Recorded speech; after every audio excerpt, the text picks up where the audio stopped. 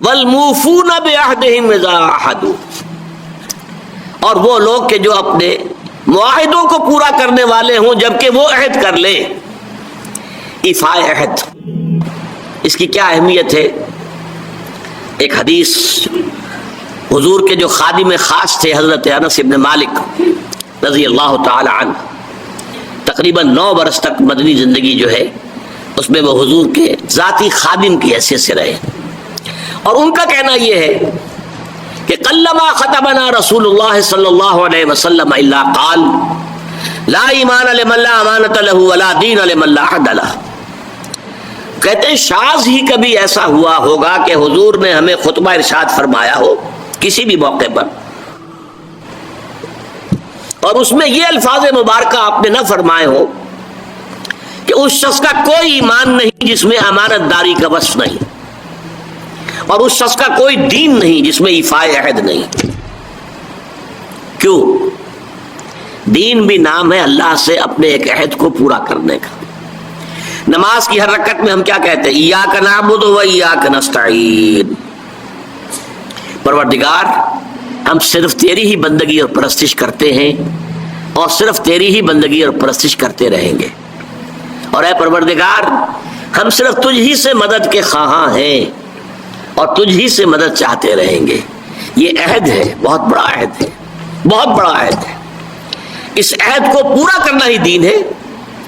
اللہ کی بندگی، اللہ کے احکام کی اطاعت، اللہ نے جن چیزوں کو حرام کیا ان سے اجتناب کرتے رہنا، اللہ کے فرائض کی ادائیگی، اللہ کے لیے تن من دھن لگا دینا. ایاک نعبد و ایاک نستعین. اب ظاہر بات ہے کہ جو شخص انسانوں کے ساتھ چھوٹے چھوٹے کیے ہوئے عہد پورے نہیں کرتا، وہ اتنا بڑا عہد اللہ کے ساتھ کیسے نبھا دے گا؟ جو 2 پیسے کے اندر امانت کا ثبوت نہیں دے سکتا، اس میں بھی خیانت کر گزرتا ہے، وہ 2 کروڑ میں کیسے امین ثابت ہوگا؟ لہذا لا دین لمن لا عہد لہ، لا ایمان لمن لا امانۃ لہ ولا دین لمن لا عہد لہ. جس شخص میں امانت داری کا وصف نہیں ہے اس کا کوئی ایمان نہیں، اور جس کے اندر ایفاء عہد کا مادہ نہیں ہے اس کا کوئی دین نہیں. اب خاص طور پر اس نیکی کی بحث میں جس ربط اور ترتیب کے ساتھ یہ بات آ رہی ہے اس کو سمجھیے. در حقیقت یہ معاملات جو ہیں انسان کے، بین الانسانی معاملات، یہ در حقیقت اس کا تذکرہ ہے. اس لیے کہ اب تک جو معاملے آئے، ایک خدمت خلق اور انسانی ہمدردی کا جذبہ، پھر نماز کا قیام، زکوٰۃ کی ادائیگی. اب جو یہاں آ رہا ہے یہ معاملات ہیں بین الانسانی معاملات. معاملہ کہتے ہیں جو 2 افراد کے مابین کوئی بات ہو رہی ہو. عمل سے معاملہ، جہد سے مجاہدہ، قتل سے مقاتلہ. تو جب 2 فریقوں کے درمیان جہد ہوگی، جہد کا جہد سے ٹکراؤ ہوگا، وہ مجاہدہ بن جاتا ہے. جب 2 فریق ایک دوسرے کو قتل کرنے کے درپے ہے، یہ مقاتلہ ہے. معاملہ جب 2 انسان یا 2 فریق یا 2 گروہ یا 2 کمپنیاں، یہ کمپنیاں جو ہیں وہ بھی آپ کو معلوم ہے لیگل پرسنز شمار ہوتے ہیں، ان کے مابین کوئی معاملہ ہو رہا ہے، کوئی معاملہ طے کر رہے ہیں.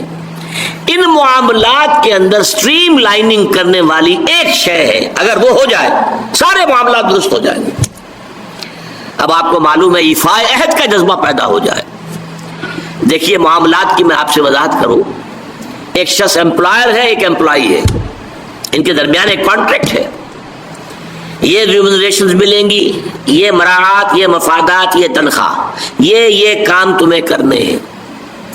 اب اگر ایک شخص پوری تندہی کے ساتھ وہ کام نہیں کرتا تو وہ حرام خوری کر رہا ہے، ایفاء عہد نہیں کر رہا. ایفاء عہد کا تقاضا یہ ہوگا کہ کوئی سپروائز کرنے والا ہے یا نہیں ہے، کوئی دیکھنے والا ہے یا نہیں ہے، وہ اپنے معاہدے کے اندر بندھے ہونے کی بنیاد پر کام کرے اور حتی الامکان اپنی جو بہترین صلاحیتیں ہیں وہ. اسی طرح چھوٹا سا معاملہ ہے، آپ نے ایک شخص کو مزدور کے طور پر رکھا ہے، شام کو 100 روپے آپ نے دینے ہیں، ایک معاہدہ ہے، طے ہو گیا ہے. اب یہ مزدور اگر کام چور ہے کہ اگر تو کوئی دیکھنے والا ہے تو کام کر رہا ہے اور اگر کوئی دیکھ نہیں رہا تو بیٹھ گیا، تو یہ بے ایمانی کر رہا ہے، یہ وعدہ خلافی کر رہا ہے. اسے اپنے اس وقت کے اندر اپنی پوری توانائی، پوری توجہ کے ساتھ، اس لیے نہیں کہ کوئی مجھے دیکھنے والا ہے، بلکہ اس لیے کہ میں تو اپنے عہد کا پابند ہوں، میں نے معاہدہ کیا، یہ میں نے سب سے چھوٹی مثالیں دے دی. اس سے اوپر آئیے. شادی کیا ہے؟ Social marriage. یہ سوشل کانٹریکٹ ہے. میرج کیا ہے؟ ایک مرد ایک عورت، اس کے درمیان معاہدہ ہے، ساری عمر کا نباہ کرنا ہے. بیوی کے یہ فرائض ہیں جو اسے ادا کرنے ہیں، شوہر کی یہ ذمہ داری ہے، اس کے نان نفقے کا وہ ذمہ دار ہے، اس کے لیے سکنا فراہم کرنا اس کے ذمے ہے، اس کے لیے رہائش کا بندوبست کرنا اس کے ذمے ہے، نان نفقہ اس کے ذمے ہے. بیوی کے یہ فرائض ہیں جو اسے ادا کرنے ہیں. اب یہ در حقیقت ایک سوشل کانٹریکٹ ہے. اگر کوئی بھی اس کے اندر خیانت کا ارتکاب کر رہا ہے تو اس نے اپنے عہد کی خلاف ورزی کی. اسی طرح دیکھیے بہت سے معاہدے ہوتے ہیں جو ریٹن نہیں ہوتے، طے شدہ نہیں ہوتے. اولاد اور والدین میں بھی ایک معاہدہ ہوتا ہے، امپلائڈ ہے. وہ کیا معاہدہ ہے؟ والدین اپنی جوانی میں اپنے آپ کو انویسٹ کرتے ہیں اپنی اولاد میں. ان کی تعلیم ہے، ان کی تربیت ہے، ان کو کھلانا ہے، ان کو پلانا ہے، ان کے لیے کپڑے کا بندوبست ہے. وہ اپنی ساری توانائیاں جو ہے لگا رہے ہیں ان کو پالنے پوسنے میں. اور اس کے اندر امپلائڈ کانٹریکٹ ہے کہ جب یہ بوڑھے ہو جائیں گے اور وہ جوان ہو جائیں گے تب ان کو لک آفٹر کریں گے، ان کی خدمت کریں گے، ان کی سیوا کریں گے، ان کے ساتھ حسن سلوک کے ساتھ پیش آئیں گے. یہ کانٹریکٹ ہے، چاہے یہ لکھا ہوا نہ ہو، امپلائڈ کانٹریکٹ ہے. بہرحال پوری انسانی زندگی کا اگر آپ تجزیہ کریں گے تو معاہدات کے گرد گھومتی ہے. اگر ایک وصف پیدا ہو جائے، ایک وصف ایفاء عہد، حضور نے فرمایا بندہ مومن کا وعدہ کر لینا عدت المومن کا اخذ الکف. بندہ مومن کا کسی سے کوئی وعدہ کر لینا ایسے ہے جیسے اس کا ہاتھ جو ہے اس کے ہاتھ میں آ گیا ہے. جیسے آپ نے کسی کا ہاتھ پکڑا ہوا کہاں جائے گا آپ؟ جیسا وہ تو بند گیا، اس نے وعدہ کیا وہ بند گیا.